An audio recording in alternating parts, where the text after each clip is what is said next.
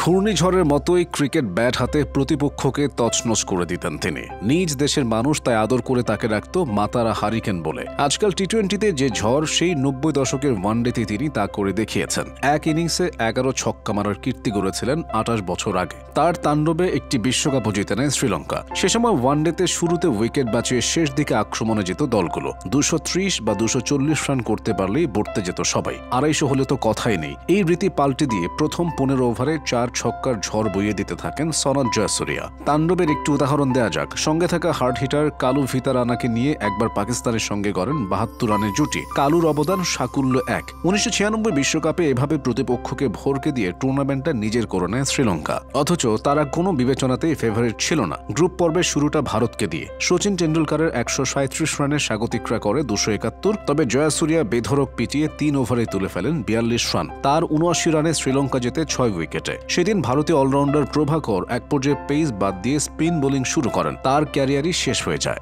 Quarter ফাইনালে ইংল্যান্ডের 8 উইকেটে 235 রান সে সময়ের বিবেচনায় খারাপ ছিল না, কিন্তু জয়াসুরিয়ার 44 বলে 82 রানের ইনিংস ইংলিশদের নামিয়ে আনে পাড়ার দলে। শ্রীলঙ্কা ফাইনাল জেতে অরভিন্দ ডি সিলভার সেঞ্চুরিতে টুর্নামেন্ট সেরা হন জয়াসুরিয়া। সেই টুর্নামেন্টে আসলে পাল্টে যায় ওয়ানডে ক্রিকেটের গতিপথ। মাতারা হারিকেনের দেখানো পথ ধরেই পরে এসেছেন Adam Gilchrist, Virender Sehwag, Matthew Hayden আর ক্রিস গেইলরা। তবে তার শুরুটা একেবারেই সাদামাটা। 1969 সালের 30 জুন শ্রীলঙ্কার প্রত্যন্ত এলাকা মাতারায় তার জন্ম। 1989 সালে মেলবোর্নে অস্ট্রেলিয়ার বিপক্ষে ওয়ানডে অভিষেকে বোলিংয়ের সুযোগ মেলেনি। 5 নম্বরে নেমে করেন মাত্র 3 রান। 1991 সালে হ্যামিল্টনে নিউজিল্যান্ডের বিপক্ষে টেস্ট অভিষেকেও বল পাননি, ব্যাট হাতে 35 রানের ইনিংস। 93 সালে ইংল্যান্ডের বিপক্ষে ওয়ানডেতে 29 রানে 6 উইকেট নেওয়ার পর দলে পোক্ত হয় জায়গা, তবে ব্যাট কথা বলছিল না। এমন সময় টিম ম্যানেজমেন্ট লক্ষ্য করে জয়াসুরিয়া কাট আর পুল শটে দক্ষ, কিন্তু লফটেড কাটগুলো প্রায় বাউন্ডারি লাইনে ধরা পড়ে যায়। তারা ভাবলেন তাকে ওপেনিংয়ে নামালে ফিল্ড রেস্ট্রিকশনের সুযোগ নেওয়া যাবে, শটগুলোতে আউট না হয়ে 4 হয়ে যাবে।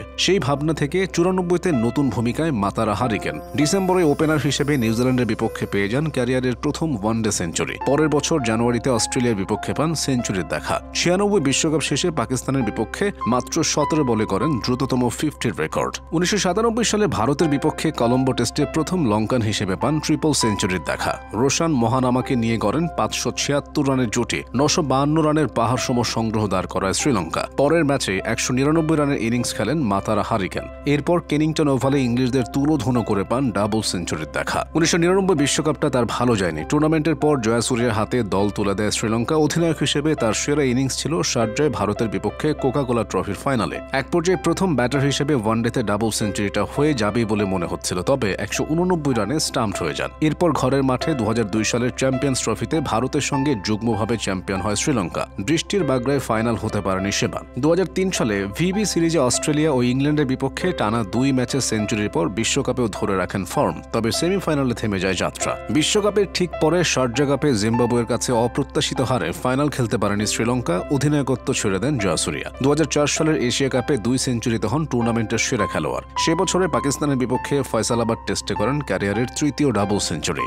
2006 সালে ইংল্যান্ডের মাটিতে স্বাগতিকদের 321 রানের জবাবে 99 বলে 152 রান করেন জয়াসুরিয়া। শ্রীলঙ্কা জেতে 38 ওভারে। 2007 বিশ্বকাপেও 2টি ম্যাচে সেঞ্চুরি দেখা পান মাতারা হারিকেন, তবে ফাইনালে অ্যাডাম গিলক্রিস্টের দানবীয় ব্যাটিংয়ে হেরে যায় শ্রীলঙ্কা। ওই বছরের ডিসেম্বরে ইংল্যান্ডের বিপক্ষে খেলেন শেষ টেস্ট। সব মিলিয়ে 110টি টেস্টে ইনিংসে 40 গড়ে রান করেছেন 7000-এর কাছাকাছি। এরপর চলতে থাকে ওয়ানডে ও টি-20। 2009 সালে 40 বছর বয়সে সেঞ্চুরির রেকর্ড করেন জয়াসুরিয়া। ভেবেছিলেন ঘরের মাঠে 2011 বিশ্বকাপ খেলে বিদায় বলবেন, তবে দলে জায়গা হয়নি। বিশ্বকাপের পর ইংল্যান্ডের সঙ্গে খেলেন বিদায় সিরিজ।